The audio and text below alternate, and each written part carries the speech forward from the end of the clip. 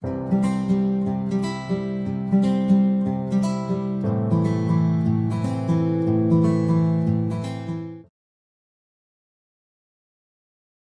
good morning students. I am your economics teacher.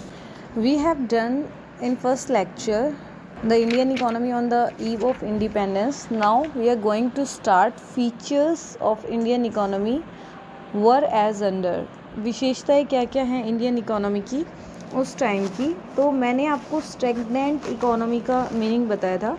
Stagnant economy वो economy होती है जिसमें या तो आपकी इकोनॉमी है बहुत कम ग्रोथ कर रही है या बिल्कुल नहीं कर रही इनकम के मामले में। तो जो ब्रिटिश गवर्नमेंट थी उसने क्या चालाकी की, कभी भी मीज़र नहीं करने दिया, कभी भी मीज़र नहीं करने दिया इकोनॉमी को। ठीक है, इससे क्या हुआ पता ही नहीं चलता था कि कितनी नेशनल इनकम है, कितनी पर कैपिटा इनकम है। तो दादा भाई नरोजी है, विलियम डिग्बी है, ठीक है, ऐसे कई लोग थे जिन्होंने फर्स्ट टाइम इंडिविजुअल एस्टिमेट की Indian national and capital income की। ठीक है, इसके बाद अब जो जितनी कम इनकम होगी स्टैंडर्ड ऑफ लिविंग उतना ही कम होगा। ठीक है, तो स्टैंडर्ड ऑफ लिविंग उस टाइम बहुत कम था।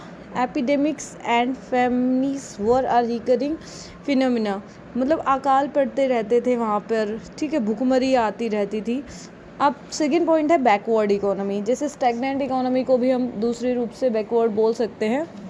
बैकवर्ड इकोनॉमी थी ईव ऑफ इंडिपेंडेंस के टाइम पे। क्योंकि बैकवर्ड क्यों कहा गया, क्योंकि उस टाइम पे लो पर कैपिटा बहुत कम थी। ठीक है, कितनी 230 रुपीज़। ये 230 बेटा मंथली नहीं है, एनुअली है, मतलब एक इंसान का एक साल की इनकम सिर्फ 230 रुपये है। तो it is very poor data. The bulk of population was very poor without sufficient food, मतलब ऐसी बहुत सारी पॉपुलेशन थी जिनके पास ना खाना था, ना रहने के लिए जगह थी, ना कपड़े थे, लोग बहुत ज़्यादा बेरोज़गार थे। ठीक है, तो जिससे क्या आ गई, गरीबी आ गई। थर्ड है आपका dominance of agriculture. Agriculture of dominance होता है कि बहुत ज़्यादा सबसे ज़्यादा करते थे एग्रीकल्चर। ठीक है, इंडिया में 72% जो आपकी पॉपुलेशन थी वो एग्रीकल्चर में एंगेज रहती थी। और 72% रहने के बावजूद जो जीडीपी में कंट्रीब्यूशन था, जीडीपी आपको पता है मैंने मैक्रो इकोनॉमिक्स में पढ़ा चुकी, तो सिर्फ 50% लोग क्या करते थे, 50% एग्रीकल्चर में 50% अपना कंट्रीब्यूशन देते थे। तो इससे क्या हुआ बेटा, this sector suffered from low productivity. अगर आप कम जीडीपी में कंट्रीब्यूशन करोगे तो कम ही प्रोडक्टिविटी होगी, और कम प्रोडक्टिविटी होगी तो क्या होगा, इनकम कम होगी, जीडीपी कम होगा। Okay, the fourth point is bleak industrialisation. Bleak होता है जैसे होता है ना बेरंग सा। तो prior to British rule industrial sector India was well known for handicrafts. हाथ की चीज़ों के लिए हमारा देश बहुत ज़्यादा फेमस था। अभी भी आप देखना कहीं पे जाके बहुत सुंदर कारीगरी करते हैं लोग। तो जब हमारे ऊपर ब्रिटिश रूल नहीं हुआ था तब बहुत ही अच्छा काम होता था इंडिया में। पर उनके आने के बाद उन्होंने क्या किया बेटा, भेदभाव वाली पॉलिसीज़ लाई, मतलब हमारे हैंडीक्राफ्ट सिस्टम को उन्होंने ख़त्म करना चाहा और वो मोस्ट प्रोबेबली सक्सेस भी हो गए थे। तो इंडिपेंडेंस के टाइम पे जो छोटी छोटी इंडस्ट्री थी, कॉटेज की इंडस्ट्रीज थी, उनको ख़त्म कर दिया गया ऑलमोस्ट। एंड उनमें बिल्कुल अब ग्रोथ नहीं होता था क्योंकि हमें कैपिटल की ज़रूरत होती थी। ठीक है, अब मशीन्स की ज़रूरत होती थी तो हमारे पास नहीं थी। तो हम किसके ऊपर डिपेंड हो गए थे, ब्रिटेन के ऊपर। हमें ब्रिटेन से सामान मंगाना पड़ता था ऐसा। तो we were dependent for imports on Britain. Heavy dependence on import, हम बहुत ज़्यादा सामान मंगाने लग गए थे। इम्पोर्ट जैसे मशीन हुआ और प्रोडक्शन के इक्विपमेंट्स हुए, जितने भी जिन चीज़ों की मदद से हम अपना प्रोडक्शन कर सके। Armed forces of the country also dependent heavily on foreign imports for the most of defensive equipment. अब जो आर्म्ड फोर्स थी, जो हमारी फ़ौज थी, वो भी क्या विदेशों से हथियार मंगवाती थी। ठीक है, तो इस चीज़ में हम बहुत ज़्यादा डिपेंड हो गए थे। अब जैसे कपड़े सीने वाली मशीन हुई तो यहाँ पे इन चीज़ों का प्रोडक्शन नहीं होता था, तो ये चीज़ें विदेश से आती थी, इस वजह से भी हमें लॉस होता था। 6 पॉइंट इज लिमिटेड अर्बनाइजेशन। क्या शहरीकरण बहुत ही सीमित था।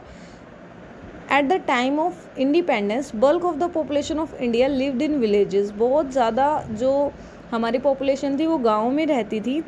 In 1948, only 14% of population lived in urban areas, while 86% lived in rural areas. Okay, तो 1948 में क्या 14% ही सिर्फ पॉपुलेशन शहर में रहती थी और बाकी सारी गांव में रहती थी।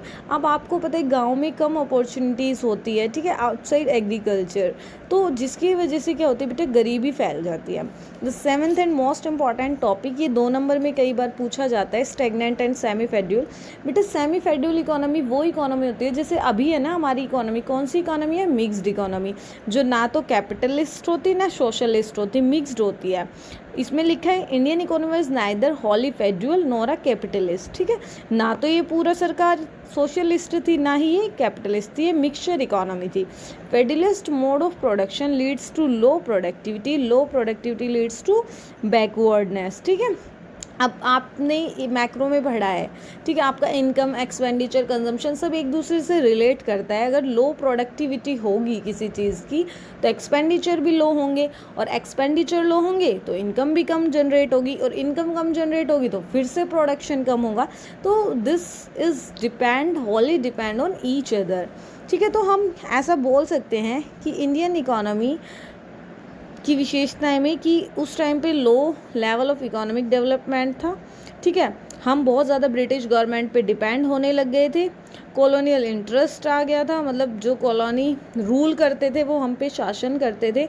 हाँ, कुछ चीज़ वो अच्छी दे के गए, पर उन्होंने वो चीज़ें हमें अच्छी नहीं दी, अपने फ़ायदे के लिए उन्होंने करा। जैसे लिखा है, if railways, ports, post and telegraphs were develop, railway हमें ब्रिटिशन्स दे के गए तो वो एक अच्छी चीज़ थी, पर उस वक्त यहाँ से वो बहुत ज़्यादा सामान नहीं लेके जा सकते थे, इसलिए उन्होंने रेलवे यहाँ स्टार्ट कराई। अब उस चीज़ को तो वो वापस नहीं लेके जा सकते जो ट्रैक बन गए, तो उस वजह से हमें बाद में फ़ायदा हुआ, पर उस टाइम पे उन्होंने हमारा एक्सप्लॉयटेशन करने के लिए ये सारी चीज़ें बनाई थी।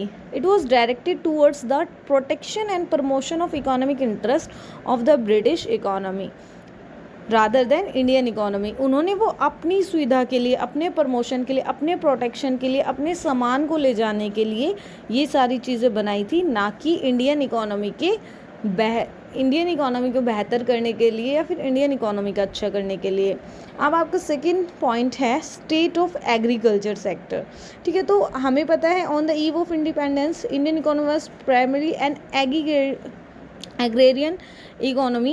Around 72% of population derived its livelihood from the agriculture sector, which reflects the importance of this sector in the Indian economy. However, this sector suffered from deep stagnation and chronic backwardness, ठीक है बेटा, आपको ये अच्छे से पता है कि बहुत लो प्रोडक्टिविटी थी। अब इसके भी कुछ फीचर्स हैं, प्रिंसिपल फीचर्स हैं जो एग्रीकल्चर के, स्पेशली अब तक हमने पढ़ा था ऑन द इंडियन इकोनॉमी के क्या थे, अब एग्रीकल्चर्स के फीचर्स क्या है, ठीक है। आप इसको रीड करेंगे अच्छे से, we will do in next class. Thank you, stay home, stay safe, have a good day.